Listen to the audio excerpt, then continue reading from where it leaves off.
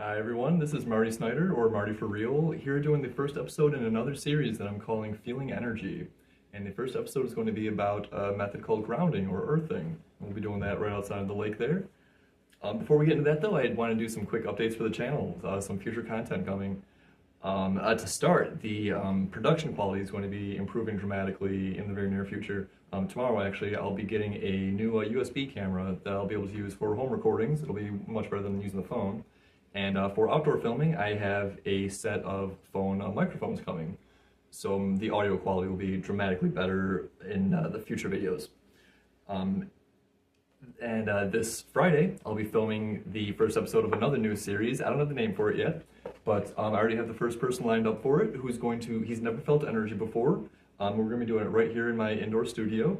And it's a perfect environment for kind of like laboratory conditions. There's no variables here. There won't be any wind. There's no, no kind of like smells or incense candles. Nothing behind any of the decorations. Nothing on my sleeves. It's just all completely authentic. And like I mentioned, they've never felt any energy before, so completely authentic reactions and experiences. And this Saturday, I'll be filming episode 2 of Prove It with the improved quality, at least 5-10 times better production quality and content quality. So stay tuned for that. That'll be available Sunday.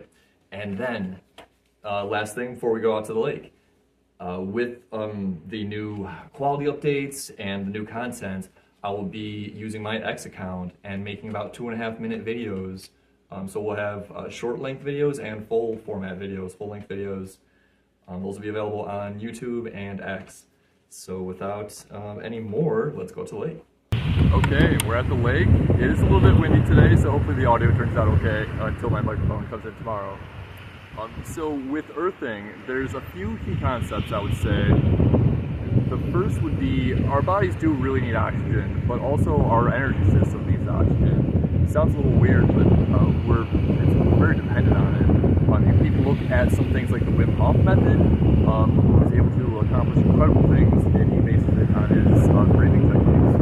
But this is very simple. All you have to do is breathe fully in and fully out. Most of us, myself included, very often, we kind of just like do short, short in and out breaths. We have a lot of stale oxygen. And in a lot of ways that's bad. You can look at like a car. Like if a car has like a very blocked up air filtration system, it's just getting hardly any fresh air intake. Your car is not going to work as well. It's not going to move along. It's very similar with us. We need fresh, clean oxygen, fully in, fully out, especially with our energy system. And the next part of that is going to be actually just flushing that energy into the earth, and that's a process of relaxation. You almost just want it just pouring right off. It might help to think about it like water rinsing off of stained steel, or maybe water rinsing off like plastic wrap. Just no friction, no sticking, just right into the earth. And a third key concept, and this we'll actually find in a lot of places, it's called visualization. And they use it all over. Energy workers use it, they use it in hospitals.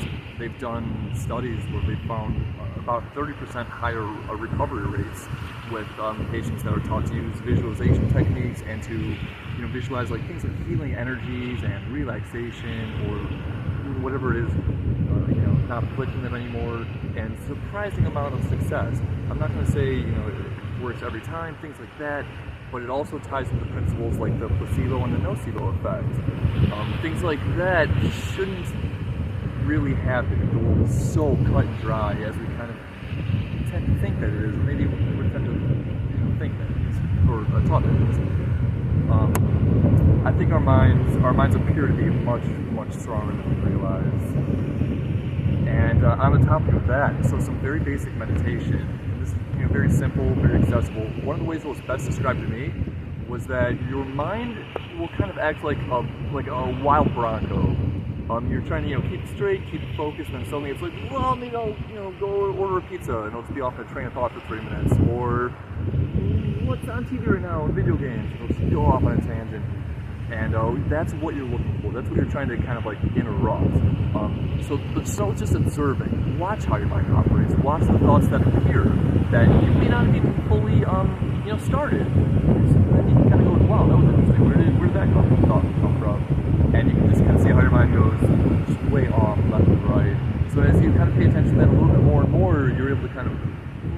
back in with just like kind of a light rain. And it's very hard to keep it centered, but it helps, and that's kind of the basis of meditation. So with the visualization techniques, you're also kind of giving intention to your practice, to what you're trying to accomplish.